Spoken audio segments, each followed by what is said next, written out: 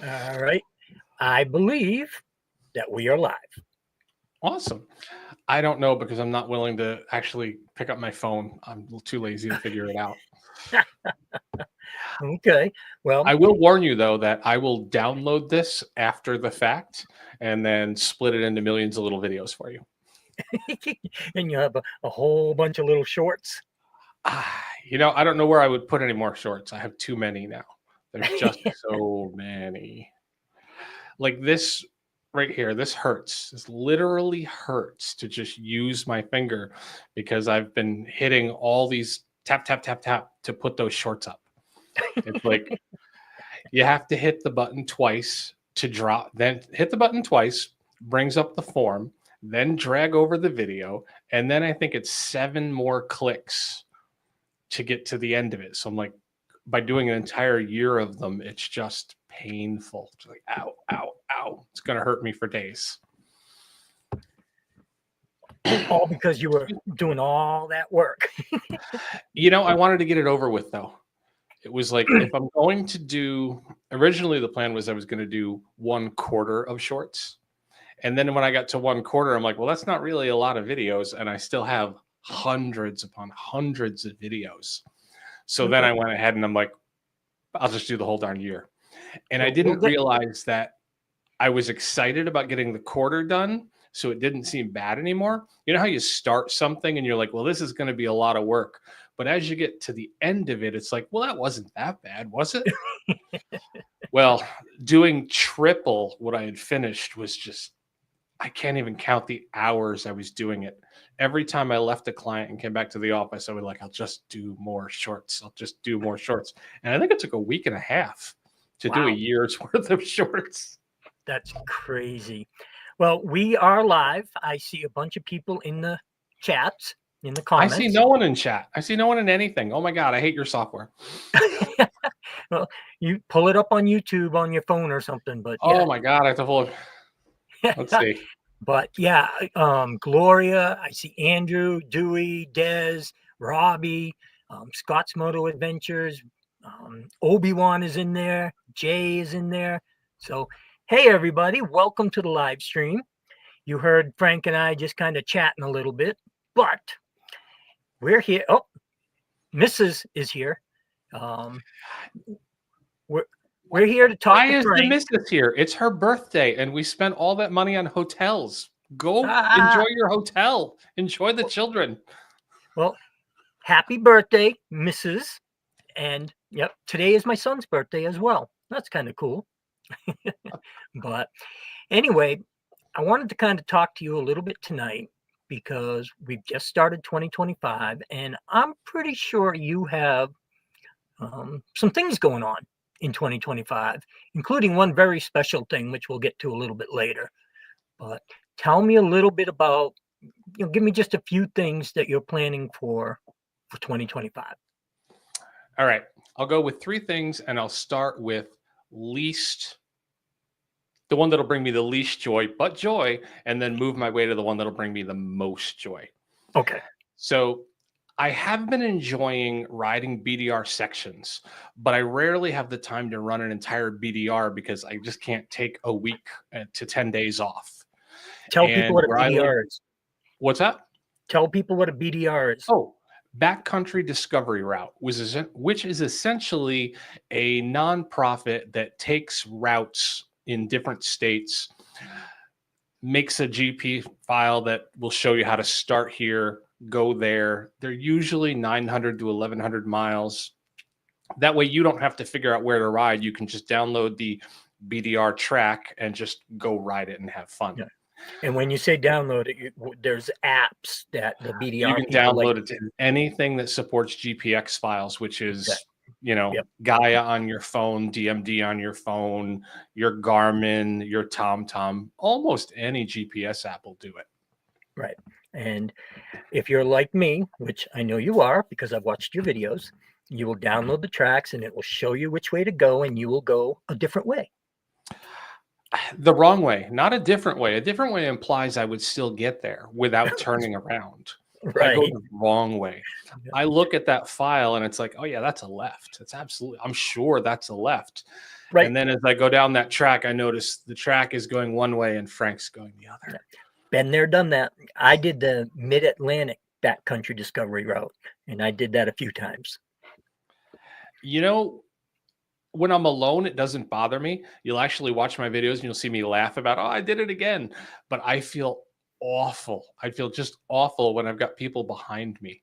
Like when I Right. was at Chili Willy, I downloaded the tracks for that, and I had between 5 and 8 guys behind me. And twice I made serious mistakes where not only did I go off the track, I didn't even notice it right away. So now I'm like on the road going, all these guys are going the wrong way and it's my fault. And I'm like, all right, guys, sorry. So sorry.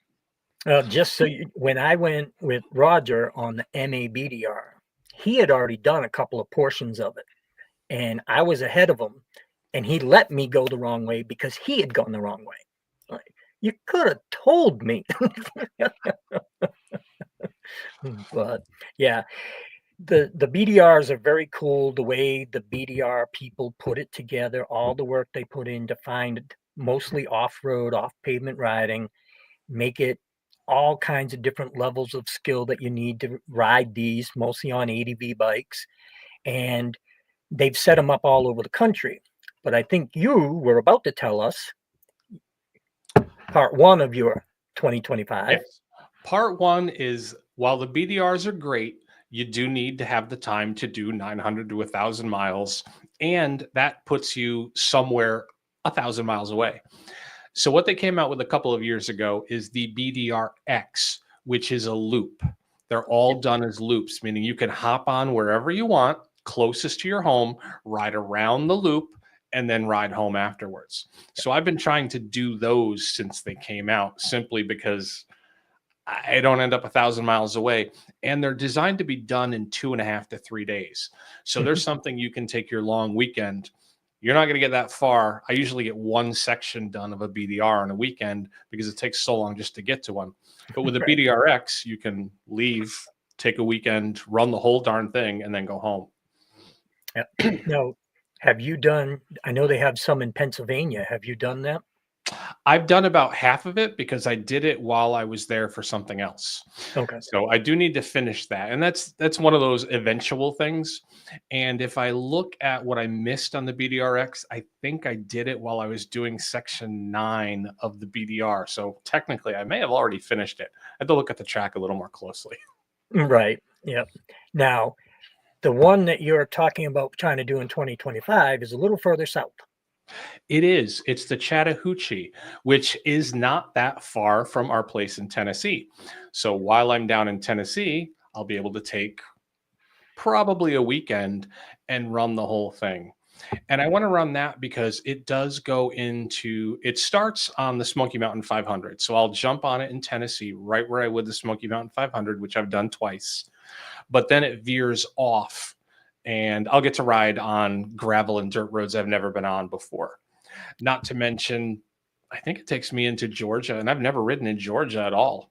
I'd certainly like to try that. So that's going to be the easiest thing to do. It'll be the closest to where I have a motorcycle. It'll take the shortest amount of time to do. So it's a great first goal. Go down in the spring, ride it. Provided it hasn't rained, it'll probably be a wonderful weekend of Right. riding. Now, you also know at least one person who lives fairly close to that area as well that would be more than willing to go on that ride with you. Roger? I'll have to talk to Roger. Yeah, you'll have to talk to Roger. Now, he actually did part of the Smoky Mountain 500 right. Well, actually, it was raining when he did it. And yeah, there was some video he showed me that it was pretty nasty. But he's in the side chat, by the way, so you could tell him Roger, that. I need someone to ride with in the North Carolina area. I really only know one guy close to me in North Carolina, and he tends to just ride his Tupperware glide. You know, he's on his couch, he gets on his couch and he rides around, and he doesn't seem to want to go near gravel. I don't know why. Yeah. Yeah, there's this guy that would love to try riding that with you and or Roger, maybe all three of us. But no, you Absolutely. just never invite me. Nope. No, it's a good. I'm sure Roger will invite you. He invited me that day. It was raining. I bugged out. I was like, nope, I'm too chicken. I rode the Smoky Mountain 500 for 3.5 days with Cheyenne and the Bearded Grump guys, and it only rained on us once, but it rained so hard that the downhill we were going on, and it's in Greg's video, Yes. it turned into a creek. Yep. We were all just sliding down this mountain because when it starts raining there, it rains so hard and all that dirt just starts to flow. And Yeah. poor Timmy was there with no anti-lock brakes, so he's just like skidding his rear tire down for a mile. It's like, Wow. Timmy's gonna go off this mountain. Yeah. I wouldn't go saw in the that rain if I video. could help it.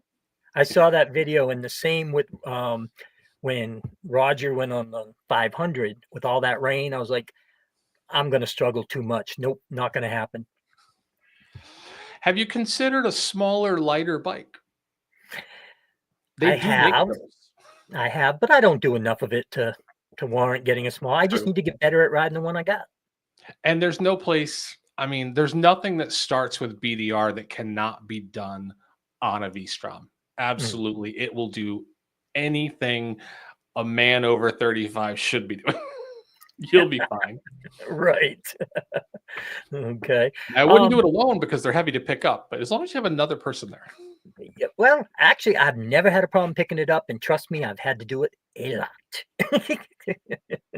All right, so BDRX, which hopefully you're going to invite some North Carolinians to go with you. Yes. Hopefully I can pick up 1 or 2 people in North Carolina to ride it. Right. What would be something else? Another thing you're going to do in 2025 that you're excited about? Well, I had this goal last year and I simply couldn't get away from work to do it. Now, I've ridden pretty far into Canada. I've ridden all the way to the Florida Keys. I've done a lot of riding on the East Coast. And I've now gone to the Pacific Northwest once. I've gone out west 4 times. But that leaves a huge chunk of beautiful United States that I've never had the opportunity to ride in. And that's the Southwest. I've been invited to New Mexico to ride with friends. I've been invited to Santa Ana, California to ride with friends, and I just haven't managed to get the time. But this year, knock on wood substitute, I will finally get to finish that last quadrant of the United States and ride the Southwest with any luck in, I think, May 6th. On May 6th, I'm hoping to fly to the Southwest, borrow a bike from a very nice fellow who hasn't announced it yet, so I'm not going to say his name. But this very nice fellow has offered to take me onto the Utah BDR, ride some Arizona on his motorcycle. He literally said, all I have to do is show up with a sleeping bag. And I believe a sleeping pad. He's got camping gear for me. He even offered me a helmet, but of course I have to bring mine for the damn camera. But right. Oh, yeah.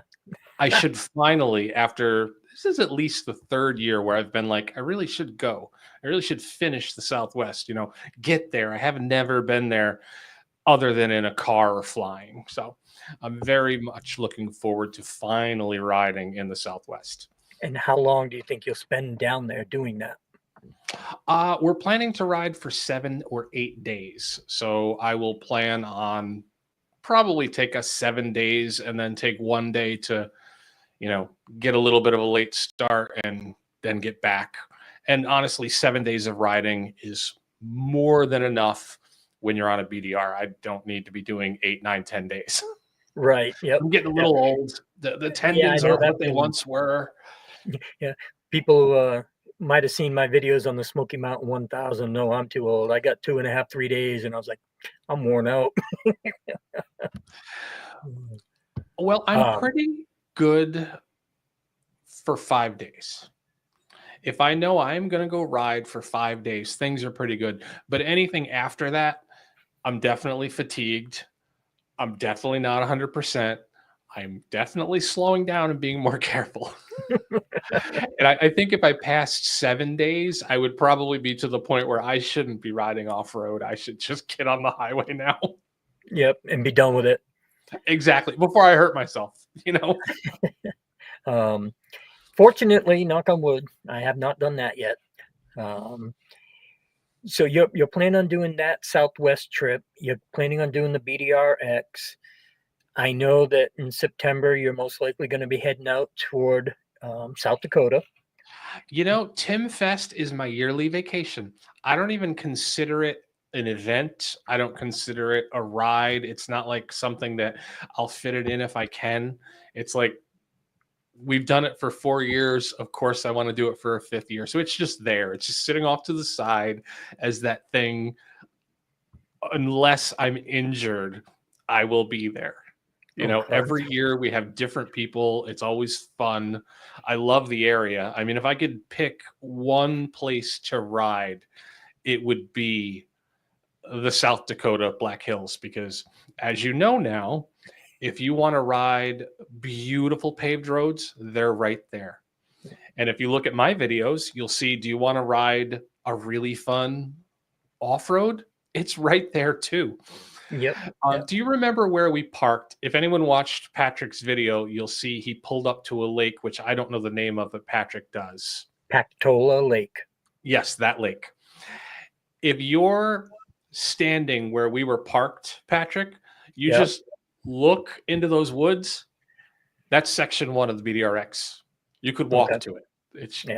So you come right up out of there and get on the road, and you go to the store we went to right up the street. That's beautiful road right here, parallel to it. Beautiful off-road. It's such a great area. I need to somehow or another get both motorcycles out there and do some BDR stuff, because that does sound like fun. Well, I spoke to a very nice gentleman who rents off-road motorcycles out there. So if you wanted to take, and I recommend this to anyone, if you're out there on your street bike and you want to ride some off-road, in Rapid City, you can get a rental for the lowest price I've seen. I can't rent a bike that low when I'm in Florida. I've tried. You can rent an off-road bike, go spend a day or two, cost you $200, I think, and then right back on your street bike. It's not like you need to bring them all there. Oh, okay. Hey, Tim. Well, speaking of Tim from Tim Fest is in the chat. So I want to know how you and Tim and all of this Tim Fest stuff started. I really don't know if you can say without being mean. No, it's not like that. So Tim and I followed a YouTuber at the same time, and that YouTuber had a Discord. So I went in there, and that's where I met Javi and Andrew and Tim and tons of other guys. And at one point, because Tim is grumpy, he decided he would start his own Discord. So I ended up in Tim's Discord. And Tim is living the life we all want to. He's retired. He owns 2 motorcycles, and he makes the time to go on trips and have a good time. And fortunately, I like Tim. Yeah. Unlike Patrick, who doesn't like to ride with other people, Tim actually wants to ride with other people. If you go to VTrack 1963, you'll see endless pictures on Instagram of Tim riding with other people. It might make you uncomfortable, Patrick. You may not want to look at it. But Tim and I were talking one night, and he asked if I wanted to go to South Dakota. And I just thought he was going to, ride to South Dakota, ride around a little bit and go back. And he explained a little bit about the area because he'd been there with his kids when he was younger. And he's like, yeah, David lives the best life because David owns a Goldwing and a V-Strom. His bikes are nicer than Tim's bikes. Wait a minute. I own a Goldwing and a V-Strom. Yeah, but your Goldwing's not like David's. Oh, David's Goldwing is beautiful. It's slightly older. Your Goldwing is a 7 and his is an 11. Oh, Black Hills was picked because it was midway between Tennessee and Washington. That would be Glenn in Tennessee and Tim in Washington. Even though Tim is a nice New York born and raised gentleman, he's somehow in liberal Washington. Okay. So you guys all got together and decided, hey, let's just go meet in the Black Hills? Tim decided, hey, do you want to meet me in the Black Hills? And I went out to meet Tim a day before everyone else was getting there. And Tim introduced me to Needles Highway and several other places. And I was like, wow, this place is beautiful. I just love it here. And so the next year, Tim was like, let's go back to the Black Hills. And so I'm like, all right, sounds like a rally now. It's going to be Tim Fest. And now we have Tim Fest. Now, Different guys go, guys come back, but it's always such a great place to go. I'm extremely grateful that Tim invited me. I'm extremely grateful that Tim always finds great people and Swabby to go. there you go. Now, you guys started it, and that was 5 years ago? That was the fourth one in September. So it'll be 5 years this September. So that Okay, was 4 years. so I only missed 3. You only missed 3. It I took mean, you think 3 about it. it took One you 3 guy years to just invite me. decided, one guy just decided, hey, let's go 1,000 miles away, and people have so much fun that they keep going back. It's awesome. Just an awesome Yeah. place. Well, that is awesome. And so you said that, this was your 4th year that you went, and it was my first year, and I went because you invited me, and I fought with myself, triplets video. That And was one of your best videos. That and idea was fantastic. It was just fantastic. right. And of course, it was my first long solo trip, and I'd never been out to South Dakota, even though Des from Wind Road Therapy has been telling me forever to go out there. And I absolutely love it. That place, to me, for anybody going on a very long first trip, that's the ideal place to go because of all the riding that's out there, of all the beautiful places, of everything that there is out there to see, all in one spot. So you stay at a hotel with some of the other guys. I stayed at a campground in one of the cabins, and everything was right there. It was so close. And honestly, the best thing about it is everything Tim turns into a loop. As I said earlier, I love loops. I like getting on the road. I think that if I went there by myself, or even if I went there with other people, I don't imagine I would have become as enamored with it the first year or had as much fun with it. But Tim is like, all right, anyone who wants to go, I've got this route that takes us here. It sees all these places, it takes all these great roads. We're going to go through this canyon on the way up. We're going to go on that canyon on the way back. And Tim just turns it into the perfect way to ride a beautiful area. Because I don't know about you, because you don't travel that far because you're antisocial. However, I travel by myself quite a distance several times a year. And what I find is when I get back and I post the video, people then tell me, oh my God, man, you missed this road, that road, the other road. Dude, you missed the best road. And that's what Tim brings to the table. Tim does not miss the best road. When you go out there, you know that Tim, he got those roads. You're gonna hit what's great. No one ever tells me, "Oh my God, you missed a canyon in the Black Hills you should have gone on," because Tim found it. Tim knew it was there. You're good to go. And that is, I had it's spent the all next this best time. thing to riding with a local is riding Yeah, with Tim, because that man is meticulous. He's got that iPad out and he's like, "All right, here's our routes." You I leave the hotel, you pick up the antisocial people, you run your route, you go back to your hotel, and the antisocial people leave. so before I left, I zoomed in on South Dakota, Custer, and some of the stuff I'd seen on Dez's videos. I was like, okay, I'm going to hit this. I'm going to hit this. And I had all these things. And as you know, I spent a few days hitting all these sites. But when I went and hit them with you guys, I saw some of the roads that I didn't even know existed. And yeah, that made it absolutely fantastic. Despite the fact you were there, I had a ball with everybody. I was really concerned because I knew you were there.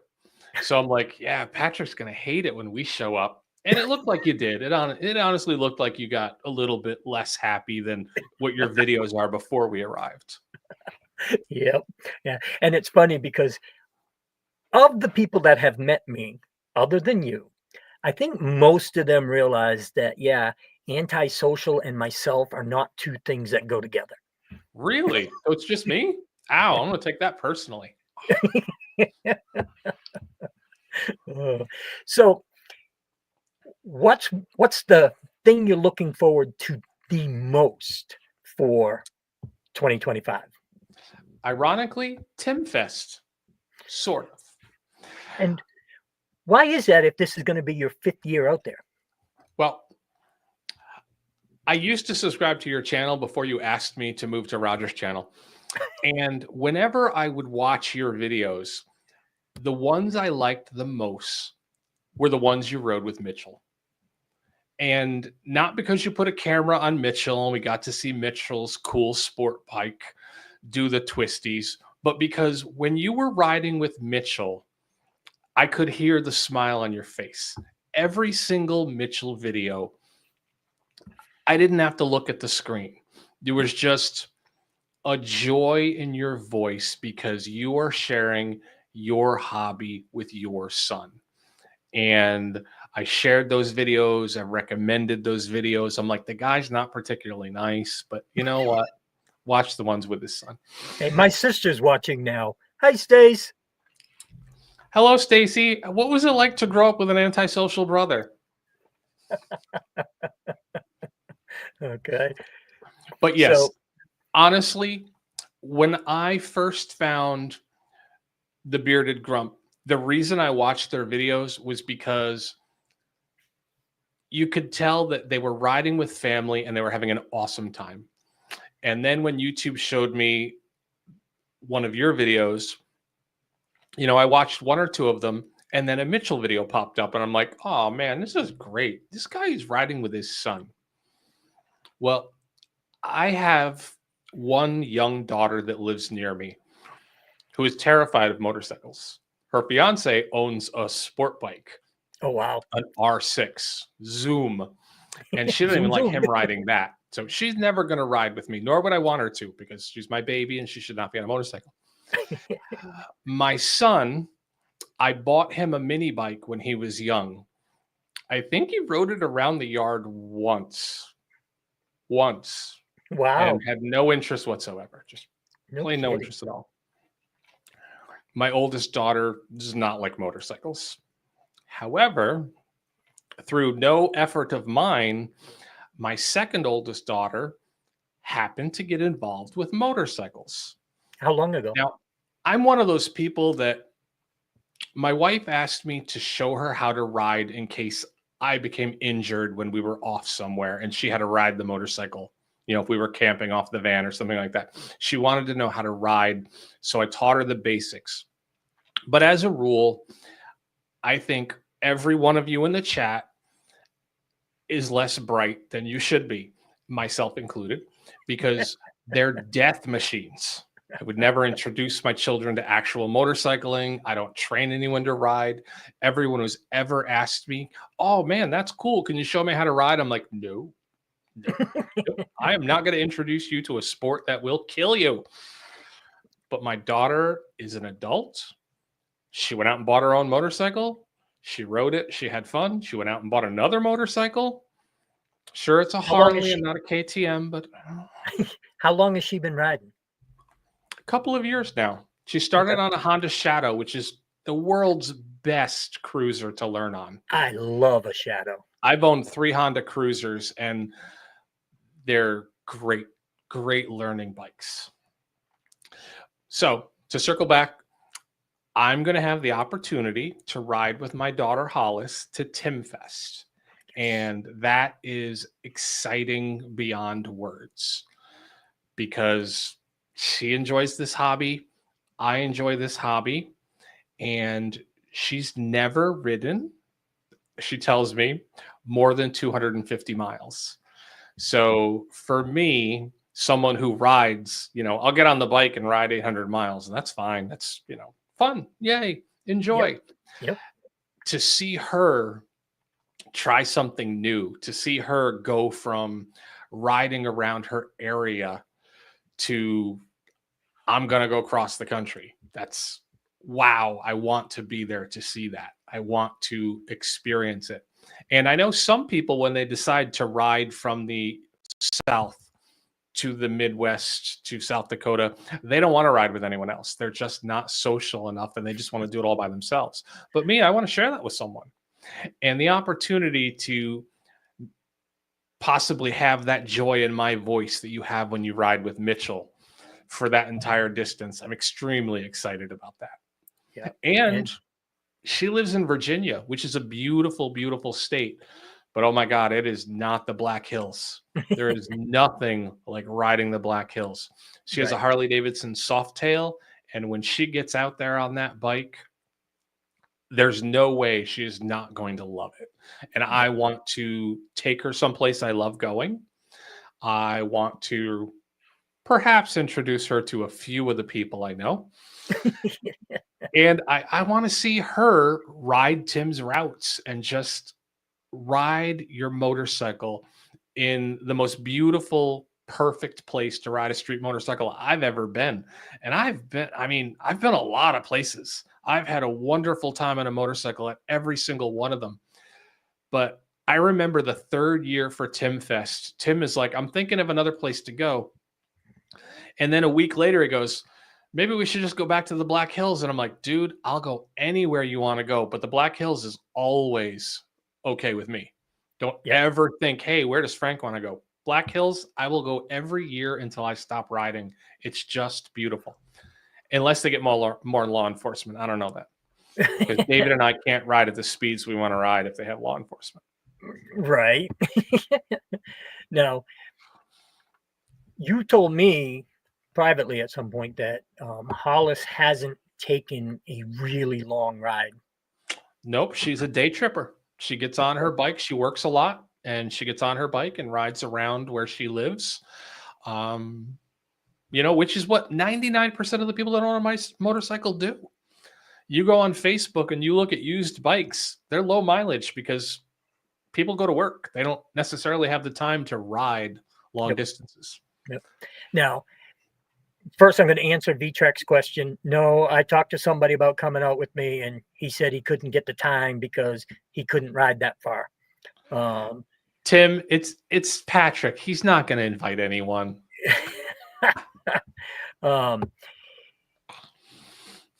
What are your plans to kind of get her ready for such a long ride, and how do you plan on breaking it up? I mean, I know you would have no problem riding 12 hours by yourself. You're not going to do that to her first long trip. No. Okay. I'm hoping to get her on rides at about 400 or 450 miles. She's about 7 hours away in Tennessee. So there's going to be plenty of opportunities this summer for me to go over on her days off and go on 400, 450 mile rides. Because honestly, your first time across the country, you did great. I mean, you knocked it out of the park, but you're also on a Goldwing. You were able to go all that way, hammer your way to Wyoming, come back and just keep going. But she is going to be new to long distance. So my thought is maybe 450 miles in a day. Because I would hate for her to, number one, have a bad experience. And number two, I would hate for her to get to the Black Hills and be fatigued. Because to be in one of the most beautiful areas in the world to ride and be exhausted from the trip would be terrible. Just absolutely terrible. Yeah. So as much time as she needs to get out there, let's just relax and take the time to get there. That's good, because same with me. If Mitchell were going to go with me, he hasn't done long distance riding either, and it would be the same thing. And as much as you think I'm antisocial, I would go with anyone, no matter how few or many miles as they want to ride. Says the man who doesn't ride with anyone long distance. Yeah. I mean, didn't you make a video about how much you love riding alone? Well, I did, but it hasn't come out yet. But you told me about it. Tomorrow morning. Tomorrow morning. Yeah. But just so you know, the following Saturday, there's a video where I talk about how much I love group riding too. So, And that's one of the nice things about Tim Fest. You can do exactly what you did. You knew you wanted to see some things on your own. So you got there early and you did them. It's like, Yep. Now, away you go. I'm like I said, if I can get Mitchell to go on a long distance ride, it's going to have to step into it. It would be 300-mile days, 400-mile days to start with. Of course, it depends on the bike too. His bikes. I was going to say Hollis has the benefit that Mitchell doesn't, and that she does have a cruiser. Right. It's not a Goldwing, but it's going to be a very comfortable bike to do distance on. Mm-hmm. Mitchell tends to have sportier bikes that are not really made to cross the country. Right. Yeah. And right now he's down to one bike that, yeah, I wouldn't want to go cross country. But I'm going to talk to Des here for a second. Group riding for me, I did the VAM, I did the Ohio Windy 9. Matter of fact, the Ohio Windy 9, I not only did group riding, but I actually had somebody on the bike with me. So, Nice. I'm not terribly antisocial. Again, it's just me personally. I'm going to take that poorly. But, and so that's the big thing that's going on in 2025 for you. And I think that's absolutely awesome. I'm looking forward to hearing your videos about how you enjoyed it with her. I will definitely make that video. Oh, I know you will. And, because like you said, on my videos, I love riding with Mitchell, even if it's just down to the store and back. It shows. I didn't get to do Wonderful. it with my dad. And I just, it's more fun than any of the riding I do, whether it's with you, with Roger, even with Lisa on the back. When I ride with Mitchell, it's just something special about it.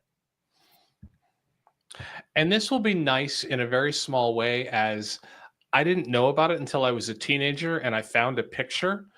But my mother owned an Indian motorcycle before I was born. Wow. There's a picture of me outside of my parents' first trailer when I'm like 3 months old, and my mom's motorcycle is in the background. So this makes Hollis the third generation. So it'll be nice to see her ride, since I obviously couldn't ride with my mother. Yep. And she stopped riding when I was very young. Yeah, my dad rode a lot of times, even when I was a teenager, but he didn't live near us. They were separated, divorced, the whole bit. And so I didn't get to ride with him. I rode on the back of his bike once or twice when I was real young. And I got real sick at one point, and I ended up in the hospital. I almost died. And when I came out, my dad and my mom had got remarried. He wasn't one of these huggy people. He didn't say, I love you, none of that stuff. So he says, get your bike, we're going for a ride. And we took one ride, went up into Maine, and we turned around and came back. And as much as I'm addicted to motorcycles now as he was then, that's it. One ride together. And so I tried very hard to make sure. I'm sorry?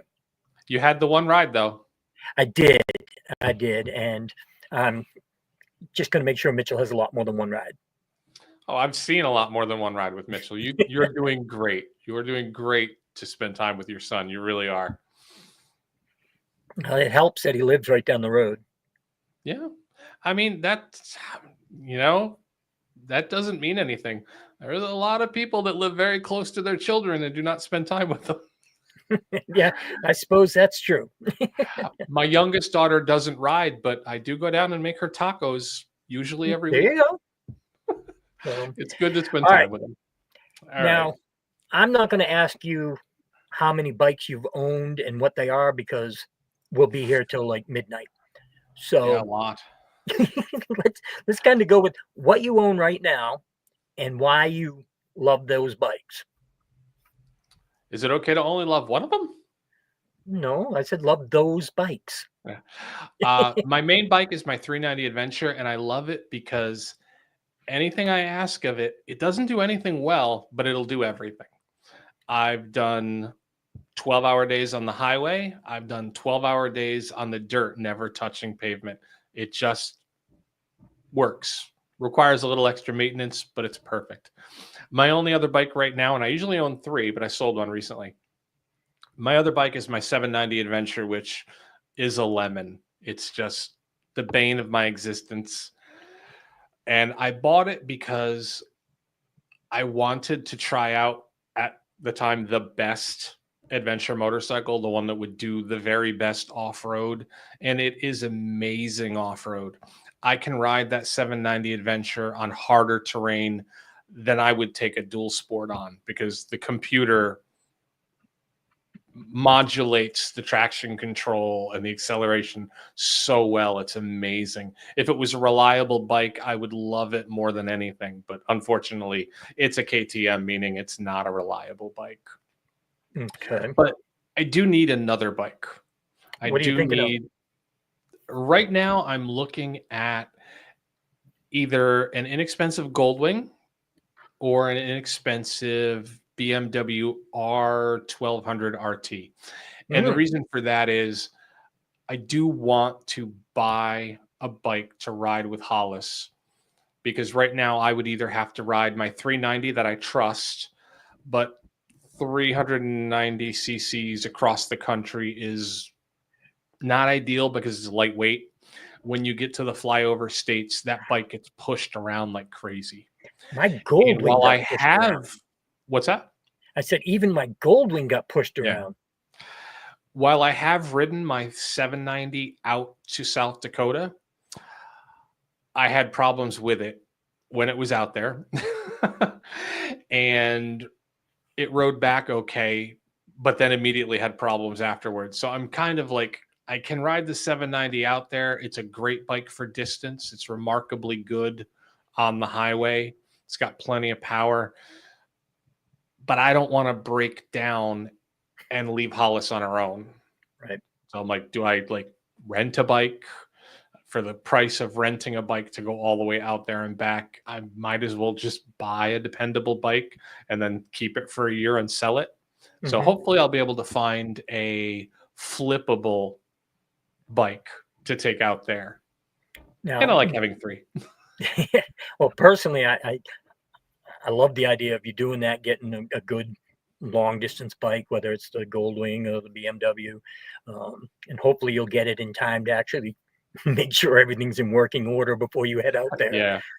But probably something we should talk about at some other point. But depending on when you head out, as just like a safety net, just having another person around, I could travel out there with you. And that would be helpful, because if my bike breaks down, I could hop on the back of yours. Because There Tim you and I go. always have a conversation when we're going a very long distance. And it's like, I would never take a bike that I couldn't leave on the side of the road. Now, Really? obviously, I'm concerned about taking a long distance with my daughter and leaving her there. But, when you take a long distance trip, never go farther than you're willing to just leave the bike, and never take a bike that you don't have the means to have towed back or something. And my thought is, if I bought a bike and I go on a trip by myself and it doesn't work, bye. Put the title under the seat and leave it for the next guy. Yeah, I'm But not you're more doing than that. welcome to ride out with us. Yeah, I'm I not trust the doing that Honda. with my Goldwing. If my Goldwing breaks down, I'm going to make sure that I get it home and get it fixed. I don't know. I've seen some horror stories about rentals, or about getting it towed and then trying to bring it home. And I'm like, I don't even like the 790 that much. I mean, maybe just leave it. But yeah, your Goldwing, I imagine you'd want to bring that back. Yeah, I would. Now, my sister's been putting some comments in here about going up to Mount Washington and doing the road up to the top, which even when I lived up there, I never did it in a car or a bike. And she's telling me I got to bring the bike up there and I got to go up Mount Washington. And Scott's Moto Adventures popped in. He's, same thing, got to go up there and ride that road. And I want to. It's like $30. I don't care. I want to go to the top. Yeah. But my sister's saying I have to come up and do that. Well, I'm going to do this right now on live YouTube, whatever you want to call it. I will come up and I will ride up to the top, only if she gets on the back of the bike with me. Oh, nice. Yep. Now her husband. Let's be realistic. Telling someone I'll only do it if you'll get on the back of my incredibly comfortable giant armrest Goldwing. I mean, it's not like you're asking her to do a lot. It's a pretty comfortable there's bike. two things to that. two things. One, her husband and her son both have motorcycles. They're both Harley Davidsons. And she has made it quite clear that she doesn't think she could ever get on another bike that isn't a Harley Davidson. Oh, well, you But could always borrow one of the Harleys. But also, she's afraid of heights, and that road scares her to death. And so I would love to have her on the back of the bike with me with the intercom on and the camera rolling. That'd be a good idea. It would. I think that would be some fantastic YouTube video right there. The only time I've ever been to the top of Mount Washington was when Jeanette and I spent 14 hours hiking up the backside of it. Yeah, I'm not doing that. I've never gone with my motorcycle. And the weekend we hiked it, I had my motorcycle on the back of the van, but it was like 7 degrees up there. So when we got down, we took, I believe, the tram down. Jeanette's like, "Are you going to ride your bike up there?" And I'm like, "This is 3 hours away. I can come back." I'm not riding my bike, but I've never gone back. Oh, that's funny. Well, then you and I will have to do it sometime. Yeah. Wind Road Therapy, Des, she even put it in the comments that she ended up going up there, but in a car where somebody else was driving, and they went up into winter weather, and it was nasty and horrible. And she was very happy she hadn't taken the bike up there. But this DA Bishop that I got on the screen right now, I'd be willing to bet big money that he's done it. He goes everywhere. When we climbed up to the top, we got in the line. They have the little wooden sign that says Mount Washington and how high up you are and all that. And that line is 50 people all the time.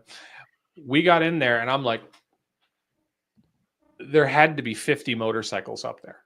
Yeah. And again, it was bitter, freezing cold, single digits, the wind howling, but people still ride their bikes up there. Mm-hmm. Yep.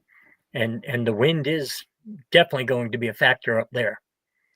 Hey, Dewey, you should find out how fun it is when you're literally climbing up the rocks because you're going to blow off climbing up. There's like tons of us climbing up the mountain and we're like hanging on for dear life because the winds are gusting at 60 miles an hour. And you're like, oh no, it's all rocks. Nope. I'm okay with a walk. I'm not going to hike up the top of a mountain like that. No thanks. Jeanette was going through a thing where she wanted to see how extreme she could hike, so we did it. It was fun. It was absolutely a blast. Well, that kind of leads me into one of the things I wanted to ask is, when did you start seriously riding motorcycles? Not just around the neighborhood or something like that. Just when did you finally start to say, hey, you know what? I want motorcycling to be my hobby. Oh, my hobby? Oh, that would be as an adult then. Okay. So I rode when I was a kid from 10 to 15, but then I got a car, so didn't need a motorcycle. Right. And then I rode for a little while, and then I didn't for 30 plus years. And I waited for my daughter. I was going to wait until my daughter was out of high school.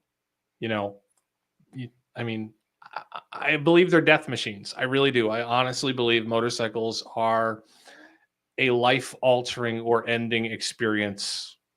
You come really close. So when I had small children, I wasn't going to do that. Right. As I got older, I'm like, I think I want to get another motorcycle. So I hadn't had a motorcycle license since I was 19 years old. So I just bought a motorcycle, insured it, didn't bother to get a license, and started riding. And then I found that I was riding every single day. I would get home from work. Jeanette would still be working. So I would get on the motorcycle and go ride the motorcycle. Yep. And I've been doing it almost every day since for the past 7 years because I love it. I don't do anything else that is as enjoyable by myself. If I get home after work, I can't think of anything I would rather do if Jeanette's working than ride the motorcycle. So that's what I do. I've got my loops, come home, and I ride. When did you start actually traveling? That was my wife's laziness. So we used Happy to, birthday to her. yeah, happy birthday to her. It is though. We used to hike. We would drive to a mountain and we would hike that mountain. I mean, we flew out to Colorado and hiked Pikes Peak. You know, we loved to hike, and I'd say she somewhat liked to camp a little bit. And we had a plan to go to Acadia National Park in Maine. And she decided, after I'd already booked the place, that I don't think I want to go. I don't want to go. And I was looking at it and going, I could just take the bike. We were going to go in the camper. We are going to have a nice time at the park together. And when she didn't want to go, I had two choices. I could either not go, or I could just go try something I'd never tried before, which was ride my motorcycle 10 and a half hours to the park and put up a tent. Yeah. And I'll get you a link to that video. Objectively, it was a horrible, horrible trip. I lost a bolt off the bike. My chain kept loosening, mechanical problems. I got poured on, heavy winds. When I left home, it was 75 degrees. When I got there, it was 29 degrees. Objectively, it was a horrendous trip, but I was How was so it? excited when I got back because I'd Now, never moto camped before. I'd never ridden a motorcycle more than 2.5 hours, maybe. wow. And when I got back, I was just enamored with the thought of just getting on my motorcycle and go someplace. Hmm. And I've Now, been doing it ever since. did you said that you did a lot of hiking, so I'm assuming you had a tent and you had all the stuff that packs up small and light, even on that very Yes. first trip. Okay, that makes a big difference. Yeah, It's and that was part of it too. It's like I didn't need to buy anything. I would later to buy things that were a little more motorcycle friendly. Like we would camp on mountaintops, so I had very big, heavy sleeping bags so we didn't die. So, right. you know, then I would go and get the more motorcycle friendly ones. But for the first trip, it was just like, I'll make it fit and just cram it on there and tie it down. And it Yep. worked just Yep. fine.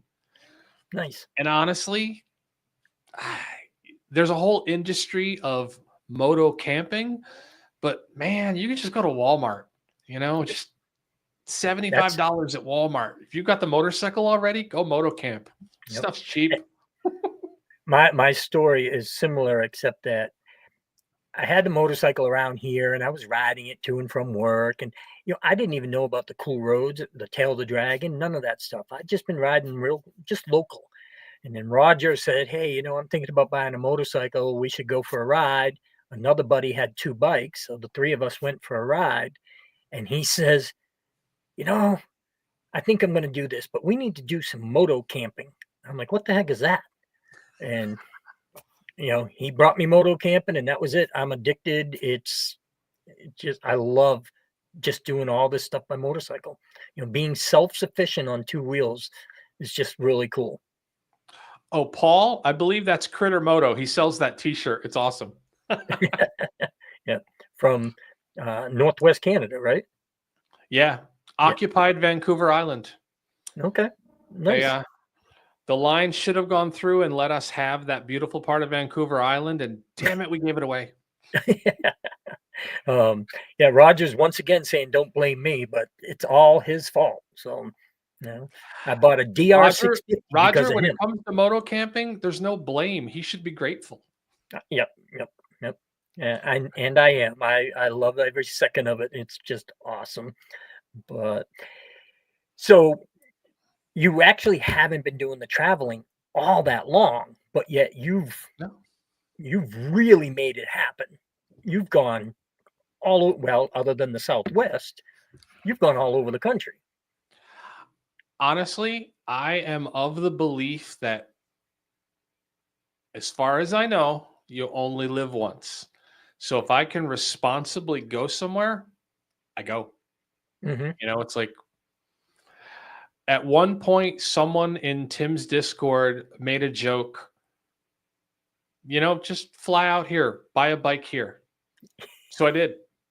I know. I remember that. You I know, it's like, followed that video. I mean, if you want to do something and you have the means, I'm not saying credit card debt your way to it, but if you have the time and the money to get on your Goldwing in North Carolina and go to South Dakota, and you decide that that's something you want to try, man, you're here, you have what you need to do it, you should try it. Yep. And for me, it's just there's always something I want to try. Yeah. So when I can, I do. Yep.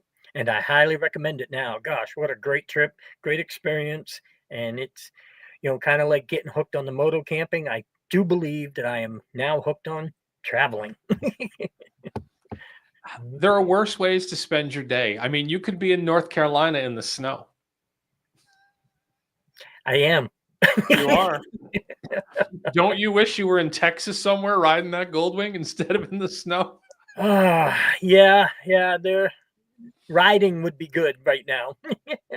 It's so funny when you feel like you can't ride. That's when you have that urge that you need to ride. Yeah. But now you talked about how you didn't have a motorcycle for a while, and Oh yeah, 33 years, I think. I kind of wanted to talk a little bit about that because I bet the same reasons that I didn't. I rode when I was very young. My father bought me a little mini bike, and I used to race around the yard. And in my early 20s, my father had a Honda Shadow, and I took it for a ride, and I was like, oh my gosh, I love this. So I ended up buying a Yamaha Virago, and I rode that bike for a couple of years, and then I bought my first Goldwing, and I rode that for a few years, got divorced. A few years later, I got remarried, and my son was born. You And didn't for think the you were next, riding too much when you got divorced? no, there's a lot more to that. I kid. Yeah, she rode too, so it wasn't the motorcycles. But when my son was born, I sold the bike. I had another Goldwing at that point. I sold it, decided, hey, maybe I should buy a house. And then having the house and this little tiny kid at home, no, I wasn't going to ride. Yeah. And for me, having that little one at home and being responsible for him, I didn't think riding was the smartest thing. I agree. When he got to be about 13, he had a little pit bike. And so I bought the DR 650. And he stopped riding, and I didn't. When he did start riding again, it was a complete shock to me. He's what I call a fast and furious kid. Yeah. Loves cars, the tuners. He's got to have these sports cars and soup them up and all this stuff. And then one day he says, hey, there's a motorcycle for sale over near Charlotte. We should go look at it. You don't even know how to ride a motorcycle. He's like, well, that's why you need to come with me. And we went over there and we bought that 85 Yamaha, and he still has it. Oh, and that's awesome. He's been riding a ton ever since. And he rides with his dad. So he gets the does. joy of the Yes. motorcycle and quality time with his father. I mean, that's a win-win right there. I Unless think his father is doing YouTube and hang on one second. That's not necessarily the best way to ride with your dad. No, it's not. No, but we've been over that. Speaking of YouTube, when did you start doing YouTube and why? So I rode in the woods as a kid, from 10, to like 15. I lived in Grafton, New York, which was forested everywhere. And there were no cops. So basically we got on our motorcycles and we rode right through town and into the state park or into the forest. You could just ride from your house to wherever you wanted to. And then we would, ride around the woods, and it was fun. So when I got back into riding, I bought a cruiser because I rode as an adult when I was young, and I was thinking, I'm just going to ride on the road, right? That's what you do. And I was thinking that riding in the woods was for kids.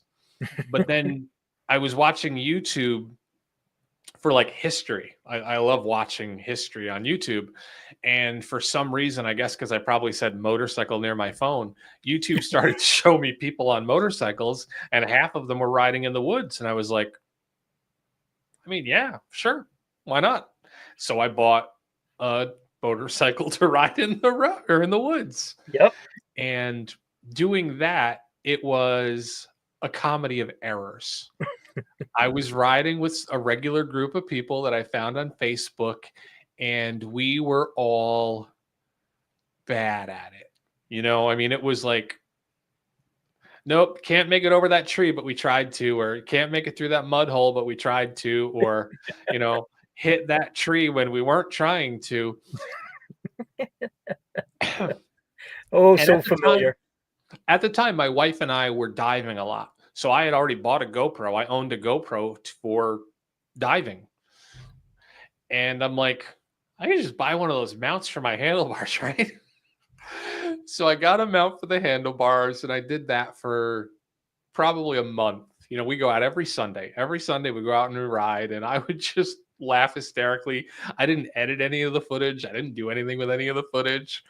And so then I'm watching guys on YouTube, and all of a sudden they've got, the camera. So I bought the mount for the helmet, and now I'm like, oh, this is better. I can do this. Yep. And I don't know why, but at one point I decided, well, I'll just put it on YouTube so I don't have to keep copying it off onto hard drives. So every Sunday night, I would just like chop out a couple of things. It's just like, all right, we were like staring at the weeds while we talked. So I would cut that out, doing the most basic of editing it, edit it to YouTube. And then I would send the links to my friends. Here we go. This is what we did. Hey, wasn't that funny? Here's where you ended up in the trees. Oh, here's where we picked my bike up out of the mud. Things like that. Oh, yeah. And I don't know, at some point, I just started uploading them public. Okay.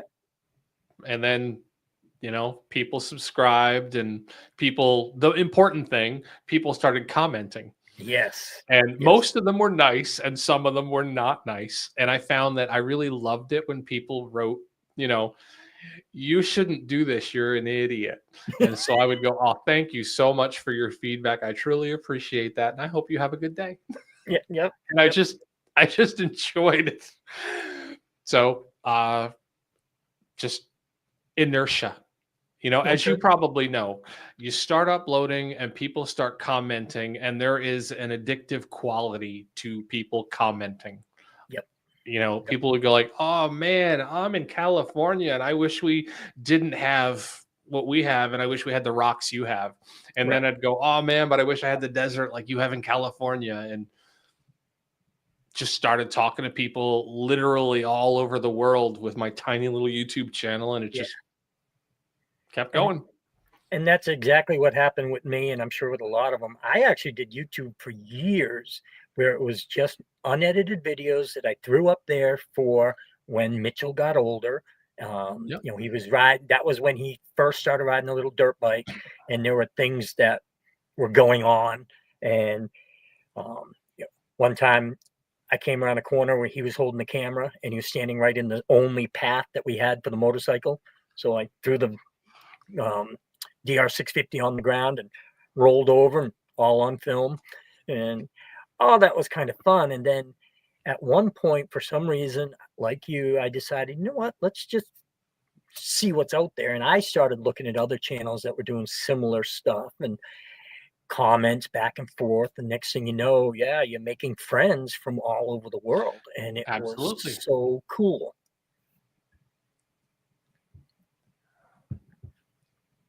Just looking at chat for a second. Yeah. And it's fun to ride a motorcycle. And I think even if you have no intention of ever uploading something to YouTube, get a camera. It's I find hysterical to go back and look at my riding from years ago and go, yes. I'm so grateful that I have that footage. I know it's not entertaining. I know it's not quality footage. I know it's not. It doesn't have to be for anybody else. I look back and I'll have 15 minutes of footage of me trying to get my damn bike out of mud up to the back, the top of the back wheel. And I just die laughing at myself. It's like, I'm so glad I recorded that. Oh, it's so funny you say that, because I had this older gentleman that tends to ride a motorcycle every now and then. And he made the suggestion that I should go back and look at some of those videos that I put on YouTube way back when. And Absolutely. I actually did that recently, and I went to my very first video that I have on YouTube, and I watched it, and I died laughing. The video is terrible quality, the sound is bad, but the outfit I was wearing, I looked like a little kid wearing his dad's clothes. Oh, it was unreal. It was just terrible, but so funny. And now that I've been on YouTube for so long, and there's a bunch of these folks in the comment section here and in comments on my videos that have gotten Yeah, to they have kind of no know idea me what through your my old footage videos. is. I'm sorry? They have no idea what your old footage is. Right. Rework it. And so I'm going to throw that out there so people can get a kick out of, how I was doing YouTube at the time, how terrible I was at riding, how terrible I was at dressing. I mean, it's just a riot. So I'm actually starting a video series called Throwback Thursdays. Some guy suggested I should do that. It's a good And name. yeah. And so those videos are going to start coming out pretty soon. I hope everybody gets a kick out of it. But even if they don't, I did. It was so fun to go back and watch them. Honestly, Patrick, the single most important thing, I believe the reason we all bought motorcycles was to entertain ourselves. And man, if you go back and look at your old footage, I don't care whether you were great or terrible, you will entertain yourself by looking at your footage. You just need to Yes. be like 2 years away from it and you'll just die laughing. Yep. And that's exactly Very what happened. entertaining. Yep. So let me ask you this. You're going to love these questions. What's your favorite thing about riding with the group?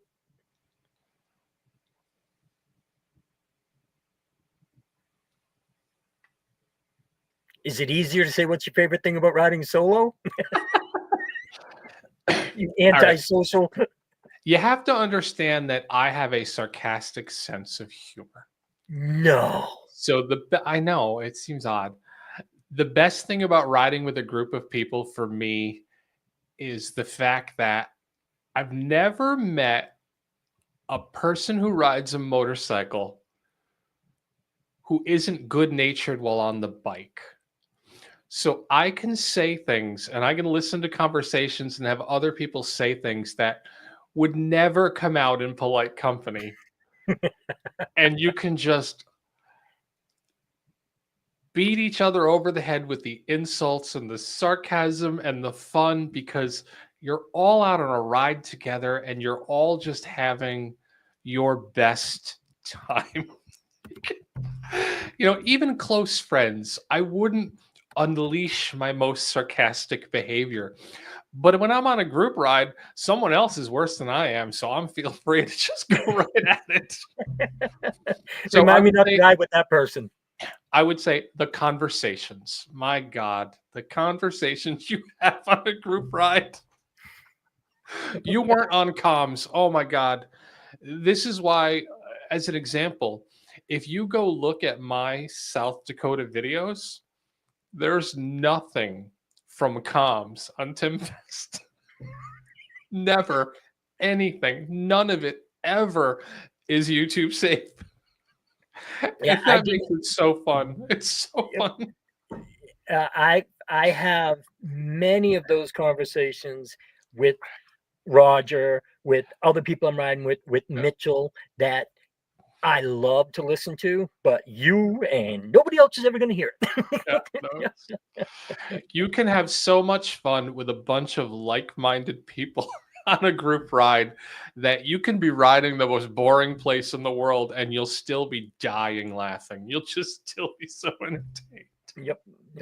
And I think that's why I like the group riding, not just the riding part, but when you're with your group, you always have those times where you're not on the bikes. And yeah. Those are the best. I mean, all the group rides I think about doing, Des and I, when we did the Ohio Windy Nine with a big group of people, Road Glide Andy was there. He's in the chat as well. We had so much fun. And most of that, when I think back on it and the memories I have that aren't on video, are all off the bike stuff. Everything we did when we weren't on the bike chatting, when we were, in the restaurants and we were talking about different things, when we got off the bikes to take a small hike, when we did the covered bridges, all that stuff is just, it's so much fun with a group of people. Well, certainly you remember dinner at Tim Fest at the steak place. I Yes, mean, it was fun. Yep, nobody's stomach didn't hurt from failing to laugh. Everybody was exactly. just bent over for that dinner. Yep, And yep. that's like you say, that's you get off the bike and you still keep having fun. Exactly. And that stuff would probably be good video, but I think taking cameras out would ruin it. No. So for me, I just want to enjoy the moment. I want to Yeah. be with the group, and yeah, it's to me, that's just as much as I enjoyed all that solo stuff that I did out in the Black Hills. And part of that was because it was something I'd never done, so it was all new. But when I got with the group and we kept stopping and laughing and making fun of each other, people I'd never met before were picking at me. People I'd never met Oh, yeah. before, I was picking at them. It's just so fun. And I highly recommend it to people. And you didn't even hear what we said about you when we were on comms and you weren't. Exactly. Which is We probably a were good thing. very entertained. Yeah. We might not be here right now if that was the case, right? Let's just say your attitude would be different. I won't be going back. Is that what you're saying? You'd get invited, but I don't know that you'd take it. Yeah, right. Yeah, Aden is jumping in on it. Adden was so polite. I felt so badly for Adden. He's like, "Oh, Yeah, this guy's polite and nice." he was To get polite eaten and nice, alive. and He was I polite and enjoyed his nice. company. He was the nicest, most polite Goldwing rider there for sure. Well, that's good. That's good. Because he's a young man, so it's good to see the young men being polite and nice. It is.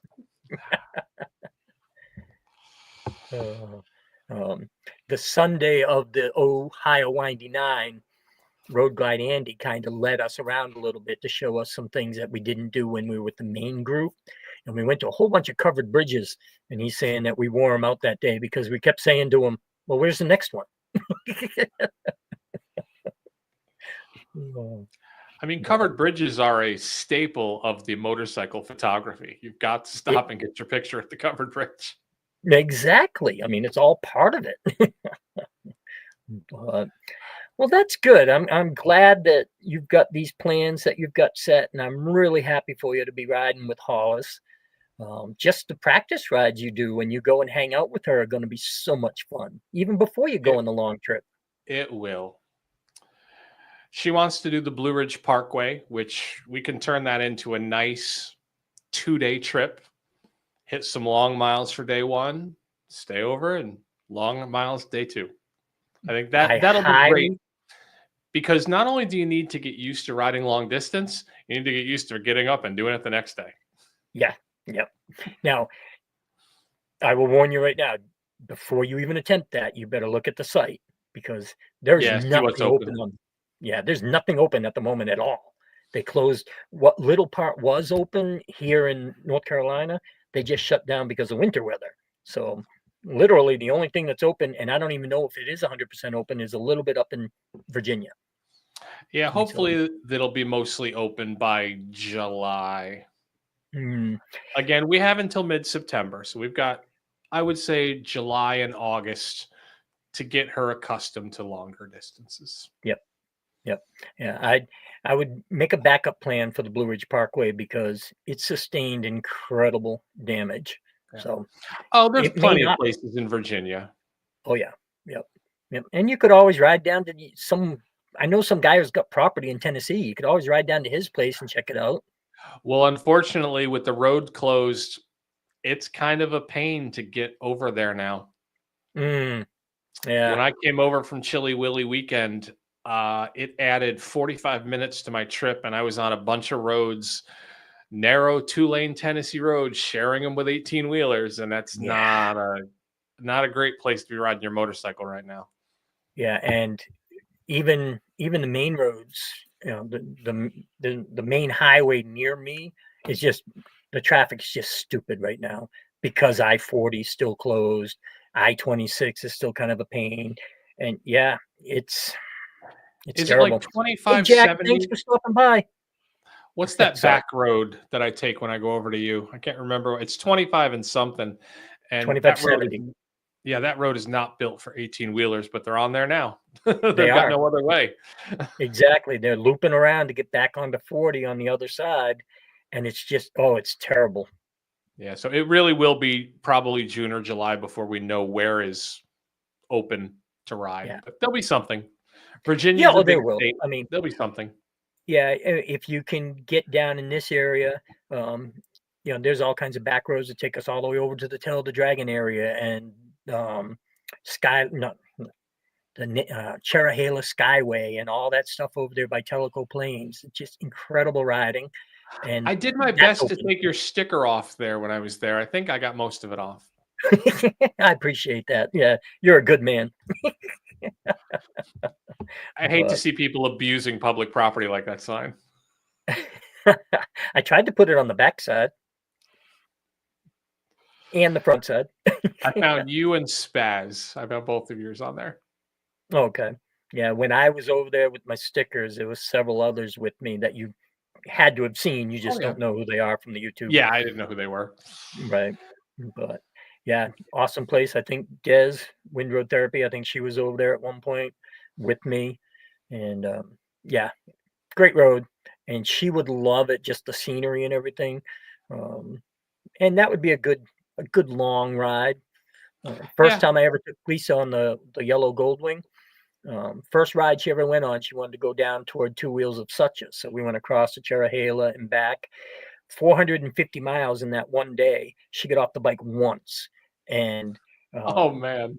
when we came across to Cherahela, uh, it gets up to 5,000 feet in elevation, which Dewey's laughing at right now.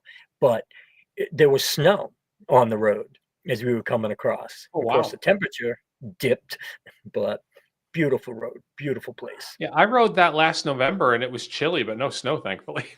Yeah, yeah. I have pictures of her sitting on the bike because she didn't get off, and it's snow all around us. And, yeah, you'll find places to go. Oh yeah, Take it. absolutely. Yep. So that's awesome. I'm looking forward to meeting her, and I think it's going to be another great trip out to South Dakota. And Oh, she is a hopefully, wonderful young lady, born in the South. So we'll have another Southerner at Tim Fest to make up for Swabby, who thinks he's from the South. right there you go. Oh, that's awesome. Yeah, Not a I have some things transplant. I'm planning on doing as well before we go out there. So yeah, I'm looking forward to it. We'll have to do a live in the next week or two and discuss what your plans are. You know, Okay. how many hours you're going to dedicate to not riding with other people. Yeah, we'll have to see if I can figure out exactly what that is. I don't know if Jack is still here, but I'm trying real hard to make Texas part of my trip, and that'll be Ooh, a solo trip. that'll be nice. Yeah. Tim Yep. has ridden to Texas on his own and he loved it. That is definitely a big go there. Yep. Yep. And Scott, I just put Scott's comment up there. Scott, please reach out to me if you're coming through. If I'm around in June, be great to meet you and maybe ride with you a little bit. Yeah, Scott, don't like hold on to that though, because he tells me, "Oh yeah, no, we'll ride. Yeah, no, you're going to be near North Carolina. We'll ride. You're in Tennessee. We'll ride." No, no, I don't know why. I don't know why I do this. no. So, all right. Well, we've been doing this for a while, so I think we should go ahead and kill it.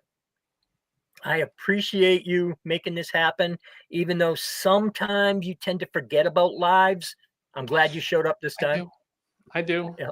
And I'm lazy. So even if I remember them, I'll say, "Oh, what? We were going to do that?" No. Honestly, I just wanted to come and see how your lighting is, which I I know. think You your have to lighting is ask. great. Yeah, I was gonna say you have to ask the people in the chat. It seems okay. Well, they probably didn't see your lighting when you showed it to me 2 weeks ago when you had the blazing white wall that I had to look away from my screen. Yes, Like that. this? Oh my goodness. I couldn't watch that for long. That is something else. Hmm. All right. It was a pleasure chatting with you, Patrick.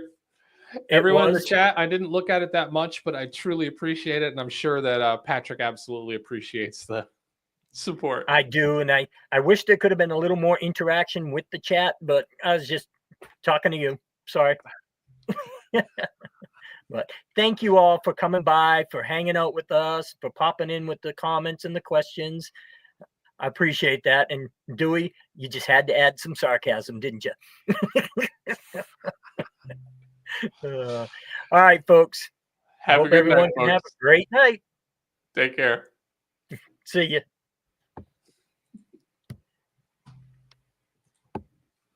So what did you think?